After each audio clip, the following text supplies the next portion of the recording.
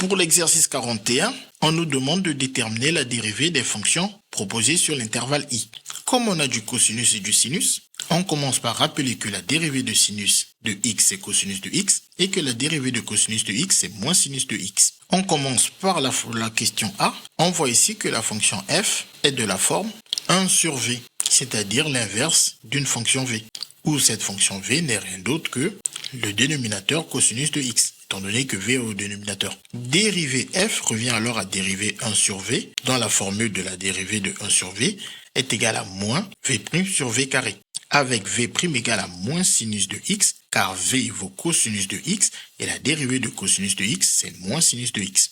On prend notre formule de la dérivée de f, et le v', on va le remplacer par moins sinus de x, ce qui nous donne moins sinus de x, car on avait déjà un moins. Et ensuite, on fait la même chose pour le v. Le v, on sait que c'est le cosinus de x, donc ce v, on va le remplacer par cosinus de x, ce qui nous donne alors cosinus carré de x au dénominateur. Et ensuite, par règle de signe, moins et moins, ça fait plus, mais ce plus, on ne l'écrit pas. On obtient alors la dérivée de f. Ensuite, pour la question B, on voit que f est de la forme u fois v, où le u, c'est le 5x, et le v, c'est le sinus de x. Donc, dérivée f revient à dériver u fois v, dont la dérivée est u'v plus uv', avec u' juste égal à 5, car u est de la forme 5x. Et lorsqu'on dérive 5x, il suffit juste d'enlever le x pour trouver la dérivée. Et bien évidemment, si vous avez juste x, il faut le voir comme un x. En enlevant le x, on obtient sa dérivée 1, c'est-à-dire que la dérivée de x vaut 1. Les fonctions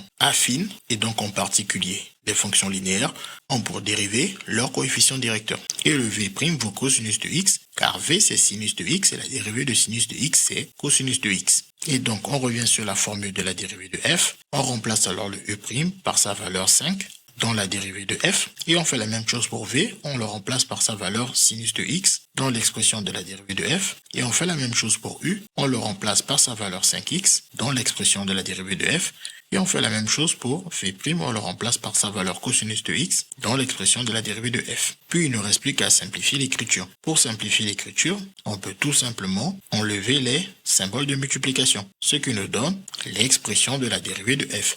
Bien évidemment, comme on a 5 et 5, on aurait pu factoriser par 5 pour trouver une autre expression de cette même dérivée. Ensuite, pour la question C, quand on observe l'expression de f, on voit que f est de la forme racine de grand U, où grand U est égal à 4 plus sinus de x.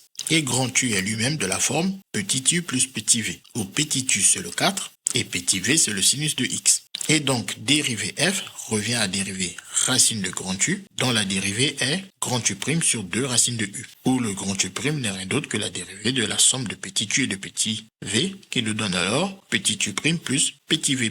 Petit u' est égal à 0, car u est une constante et la dérivée d'une constante, c'est 0. Et petit v' égale à cosinus de x, car v c'est sinus de x et la dérivée de sinus de x c'est cosinus de x. Et en revenant l'expression de la dérivée de grand U' et le petit u', on le remplace alors par sa valeur 0. Et le petit v', on le remplace alors par sa valeur cosinus de petit x. Puis on effectue le calcul, 0 plus cosinus de petit x donne cosinus de petit x. Et pour trouver la dérivée de f, on revient alors à la formule qu'on a précisée ici. On a dit que le grand U', on l'a calculé, c'est cosinus de x. On remplace alors ce grand U' par cosinus de x.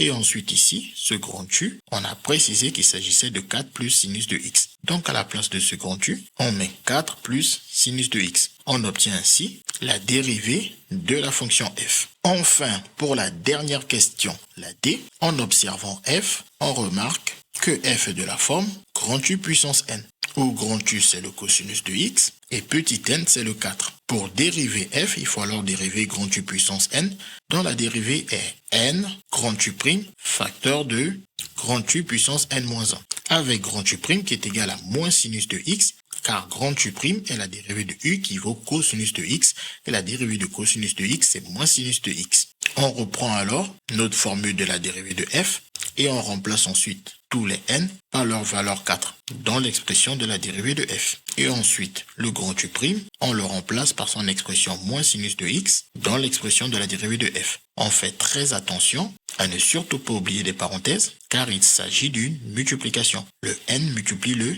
U'.